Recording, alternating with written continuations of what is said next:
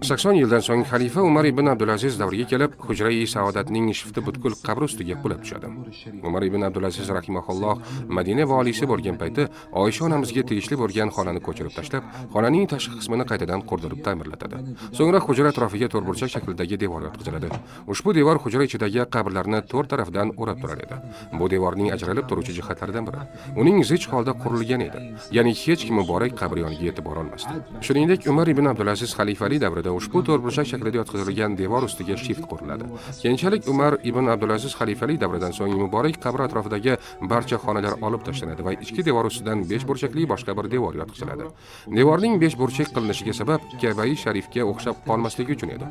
Bu bilan insonlarning Madinada ham tavof qilishi mumkin deb o'ylab qolishlarining oldi olindi. Bundan qariyb 500 yildan ko'proq vaqt o'tib, Mamlukiylar davlati davrida Sulton Muhammad ibn Qalovun as-Solihiy taxtadan yasalgan kichik gumbazning ichkaridagi ilk devor ustiga qurdiradi.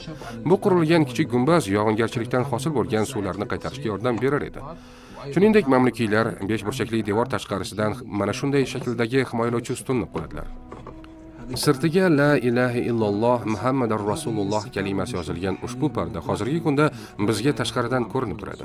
So'ng mamlukiylar hukmronligi davrida Sulton Ashraf Qayitboy taxtadan 3-devorni qurib, bu devordan eshiklar ochadi.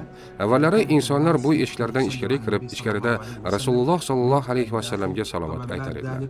Keyinchalik Saudiya hukmronligi davriga kelib, tashqaridan binoni butkul yangilash ishlari olib borilib, ichkaridan esa 2-devordan boshqa barcha qismlar yangilandi. Bu esa hozirgi kundagi Masjid-i Nabaviyga kelgan ziyoratchilar ko'radigan Hujra-i Saodatning ko'rinishidir. Ziyoratga kelganlar binoning shu old qismidan o'tadilar va aynan mana shu yerdan Rasululloh sallallohu alayhi va sallamga salovat aytadilar. Ko'rib turganingizdek, kelgan ziyoratchi ichkaridagi muborak pardani ko'ra oladi. Ko'pchilik ziyoratchilar mana shu pardani ko'rib, bu Rasululloh sallallohu alayhi va sallamning muborak qabrlari deb o'ylashadi. Bu esa xato, chunki inson na tanasi bilan muborak Rasululloh sallallohu alayhi va sallamning qabrlariga yetadi va na uni ko'zlari bilan ko'ra oladi. Keyinchalik asosiy shiftning ustiga yashil gumbaz quriladi. Ushbu gumbaz ostidagi barcha narsani to'lig'icha yopib turadi. Taxtadan yasalgan kichik gumbaz esa hali hanuz katta gumbaz ostida saqlanib turibdi.